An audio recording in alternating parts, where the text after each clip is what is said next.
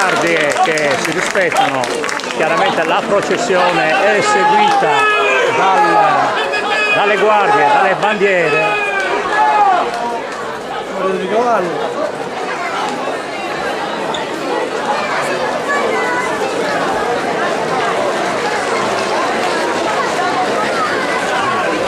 Uno dei momenti più importanti della manifestazione è la guardia armata della processione, una sorta di guardia. Io vi ricordo che una buona parte delle processioni sarde era caratterizzata dalla presenza dei candelieri e anche qui a Nulvi ogni rappresentante del gremio presenta la sua bandiera, il come simbolo.